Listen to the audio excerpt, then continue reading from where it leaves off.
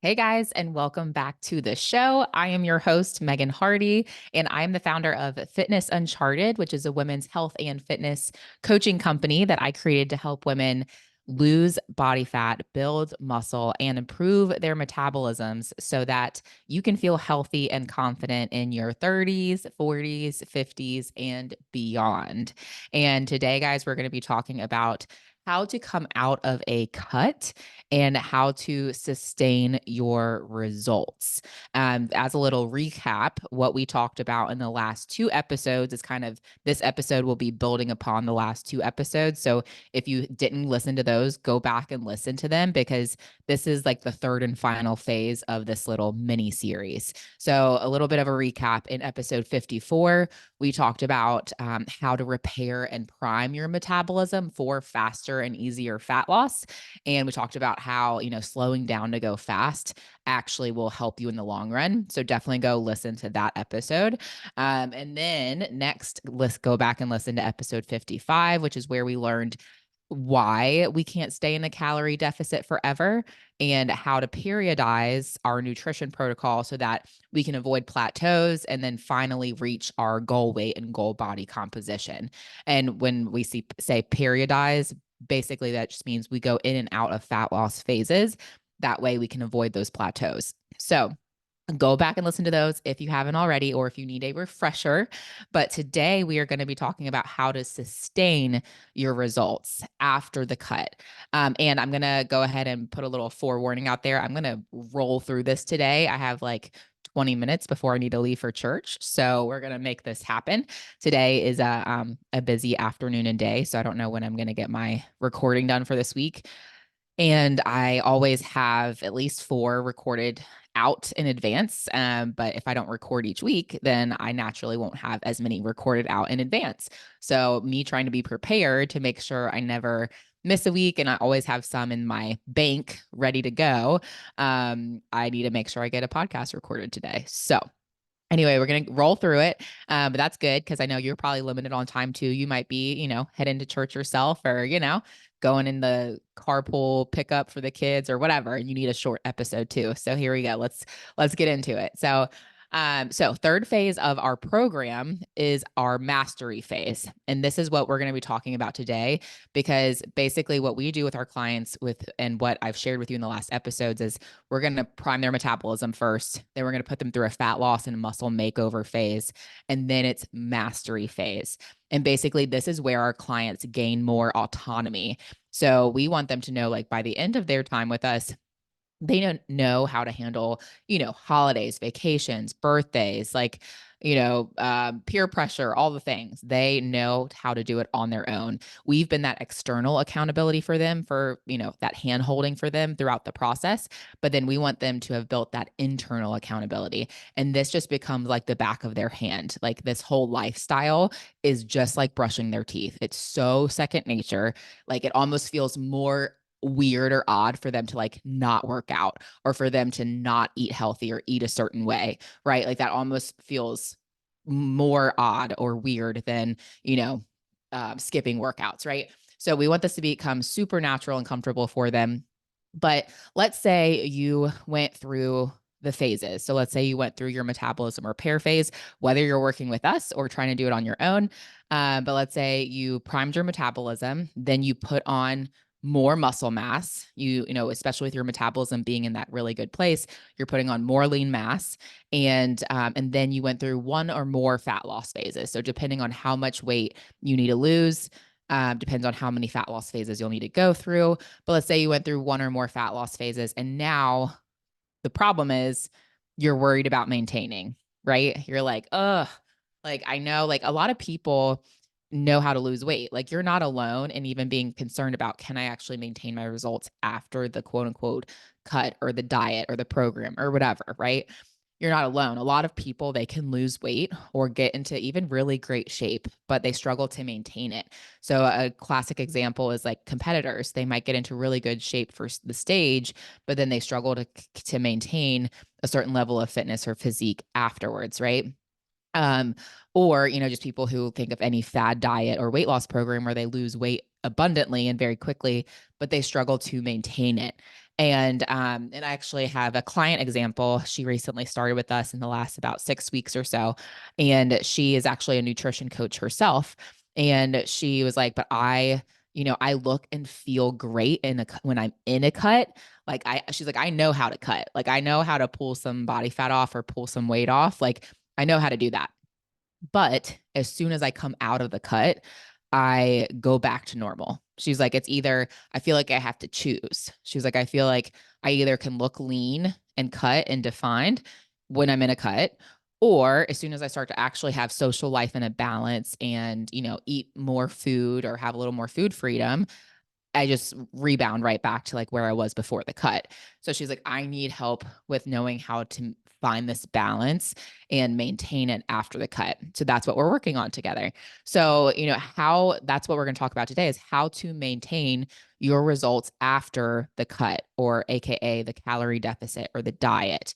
And there's a few things that will help. So again, this is all kind of precedented on you having done the other phases. So you're not going to be able to maintain your results after a cut if your metabolism is screwed up. You're not going to be able to maintain your results after a cut or calorie deficit if you did it way too restrictively. If you did extreme measures to lose the weight or body fat, you're probably not going to be able to maintain it. So let's say that you did it the right way, the healthy and sustainable way, like we talked about in the last episodes. Then a couple things that are going to help you with maintaining your results and what we teach in the last phase of the program is, one, you have to maintain the habits that you built before and during the cut after the cut is over. So those are things, I mean, it's really simple. Those are things like sleep, getting adequate sleep, 7 to 9 hours of sleep each night, getting enough water in, at least half your weight in ounces of water each day, plus more if you're working out or sweating, steps, having your minimum. Like, truth be told, everyone should be able to get, with the exception of if you are, bedridden or wheelchair bound or something like that, right? Like, you cannot get steps. Like, you should be able to maintain a daily minimum of like 7,500 steps. And like, if you're like, oh my gosh, you don't understand, I have a corporate job, I sit at my desk all day, whatever, I'm just here to tell you it's just not that much of a priority to you. If you want to lose body weight or body fat and maintain it, and you're not consistently getting 7,500 steps, it's probably not that much of a priority to you. So I personally, I used to work corporate, so I know what that's like. But now that I work for myself, I actually sit at my desk even more than when I was working corporate. And as a nutrition and fitness coach, I'm not, you would think I'm moving a lot, right? But I sit at a desk all day, every day. And as a business owner, you're working more hours than I work more now than I did when I was corporate. So anyway, I understand it's challenging some days, but you should be able to get 7,500 steps minimum. If not, have your 10K step goal or whatever it is. For me, my minimum goal is 10K. My stretch goal every day is I'd love to get somewhere between 12 to 14,000. And if I get anything above that, awesome. So you're still getting water, you're still getting steps, you're still getting sleep, you're still abiding by the 80-20 rule of like eating 80 to 90% whole foods, like one ingredient food. So things like, okay, chicken and eggs and fruits and vegetables, right? That's your 80 to 90%. And then you're allowing for 20% of the fun foods. So you might have, the cookie or whatever. I had girls' night 2 nights ago and I had 3 cookies. Like, one of the girls made homemade cookies, and oh my gosh, they were delicious. We were like, why are these extra good? Like, these are so good. And she's like, well, it called for 2 sticks of butter, but I was like, why not add a third? And I'm like, yep, that's the butter right there. But because the rest of the day I was eating 80% all the foods that I needed to, I had room for some cookies. Granted, if I was in a cut or calorie deficit, I wouldn't be having 3 cookies. I would have maybe had 1 cookie. So, balance there as well. But I didn't have to worry about that, right? So, but I was eating in the 80-20. So you need to maintain those habits that you've built before and during the cut. Naturally, when people are doing diets that aren't sustainable, they go and do something like Optavia, which is eating like 900 calories with all these like processed bars and things that they send you. And then they stop eating all those processed bars. They go back to a normal diet that is, more than 900 calories. Maybe they're eating closer to 1,800 or 2,000 calories, and wham, all that weight comes back, right? That's because what they were doing before the diet and during the diet is drastically different than what they're doing after the diet, right? Or like think of, 75 hard is another one that I just like, kills me, because who's going to work out twice a day or go so hard, right? Like for a long time afterwards. So you get really great results, right? Because you're working and pushing yourself so hard. You're cutting out, gluten, dairy, sugars, all the inflammatory things, whatever. But then you resume your normal life and lifestyle after, and naturally it's going to come back. So you have to maintain the habits, the healthy habits that you built before and during the cut. Maintaining them after is so crucial. And then next, if you have been tracking macros, which is one thing that we use with our programs, not everyone tracks, just if they have like a prior eating disorder history or it's just too overwhelming. We do have some other options there too, but I will say tracking macros, it doesn't have to be overwhelming if you do it the right way and if you have the right guidance. And also, it doesn't have to be a long-term thing, and it shouldn't be. That's what we're going to talk about in this episode, is how to actually wean yourself off of tracking macros, or, if you're not tracking, wean yourself out of anything that feels like quote unquote dieting, so that you're not going cold turkey. Like, oh, I was doing the diet, now I'm not doing the diet, right? Or I was tracking macros, now I just like, threw my hands up and I'm not going to track macros anymore. So what we do with our clients who have been tracking, they've reached their physique goals, their results, their physical goals, and they want to continue to find that balance and with their social life and with food and eating, and they don't want to have to track everything they put in their mouth for the rest of their lives, right? Who does? I know I don't. And I don't currently track my food. I haven't for a hot minute. But instead of just being like, okay, stop tracking now, we actually are going to wean them off of tracking. So they might go from tracking 7 days a week to now they're only tracking like maybe say 5 days out of the week.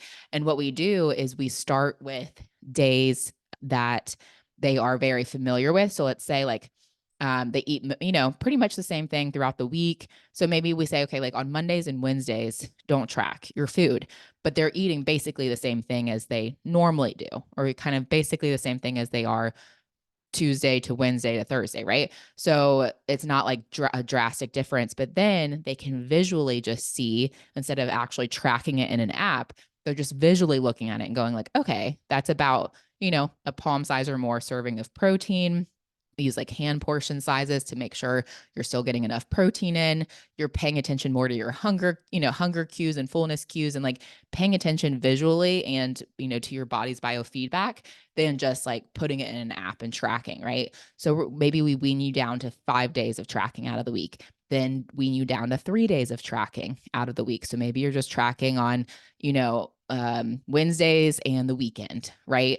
To see what that looks like. The weekends are really like the wild card for a lot of people. So that's one of the best things as you're weaning off, to continue to track, because that's where you're probably eating way different than what you do during the weekdays, right? And then eventually you're not tracking anything at all.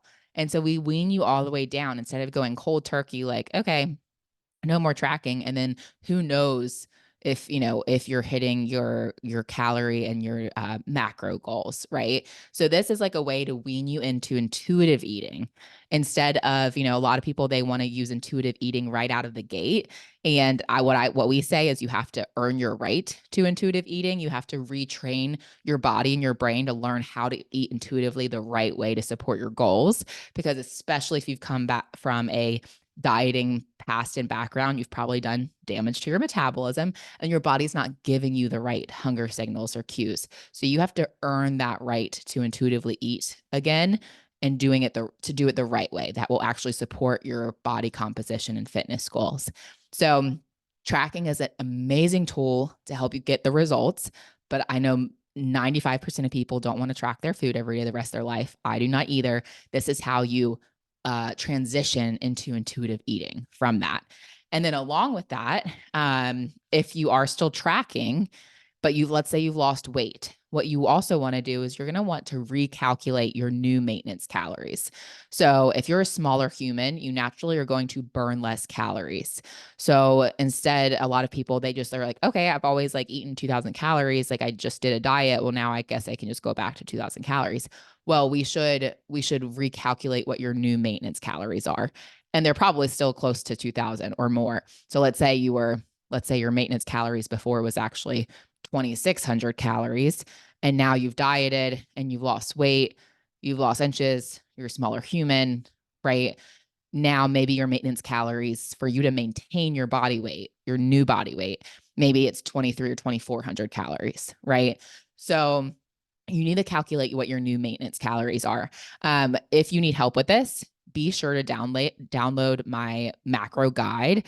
It's very in depth, and it'll help you just recalculate your new calories, and then also to set and adjust macros for yourself if you want it. If you want to DIY it, and do it yourself with your macros. If you want it done for you or done with you, that's where you can apply for coaching, and the link for coaching is in the show notes too.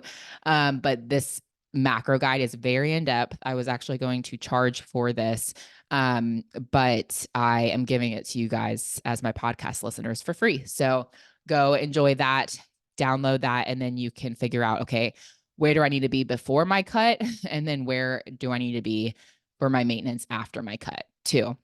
And then the beautiful part is then you get to just use tracking as a tool to just check yourself. So that's when like you can just use MyFitnessPal or whatever you're tracking your food in as a tool to dial things in when needed. And that's where I currently am right now. So like I might track my food if I have like, let's say a vacation coming up or something that I want to kind of just lean down a little bit for, or lean out some. And I want to just I just want to dial things in, right? I've been in maintenance mode for so long. I can just kind of go into this cut without having to do a whole metabolism repair phase and all of that, because I've been maintaining in a healthy place for a long time. And that's really what your goal should be. Once you get to that place where you've weaned off of tracking and you're just maintaining, the goal is to eat at maintenance for life, not to eat in a calorie deficit all the time.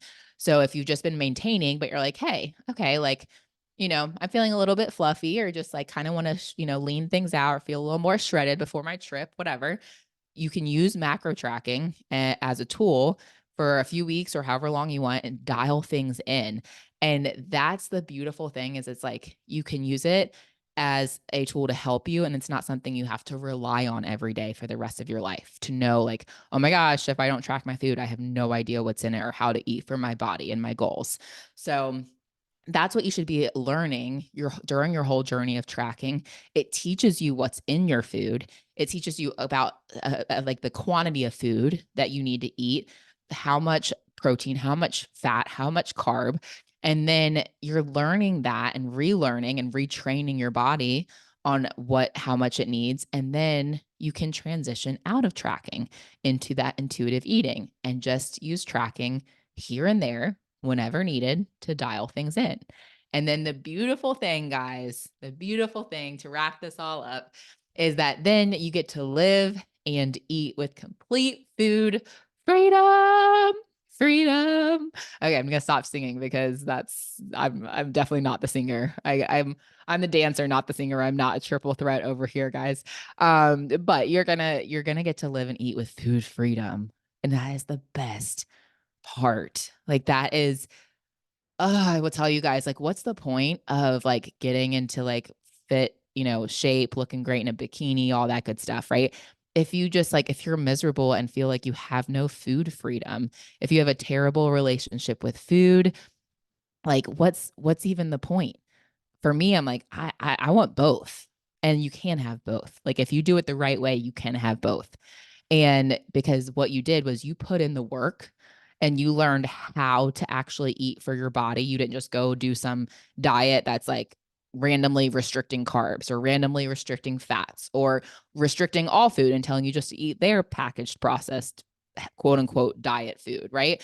Like you didn't do that. You did it the healthy way, and you learned how to actually eat for your body. And then now you can transition into your journey of intuitive eating and complete food freedom.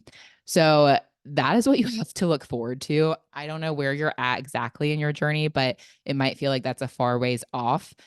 But I'm telling you, even if it feels like you have to slow down to go fast, that's so worth it. Like, the tortoise and the hare, like you want, with your dieting efforts and your fitness and fat loss efforts, you want to be the tortoise. Okay.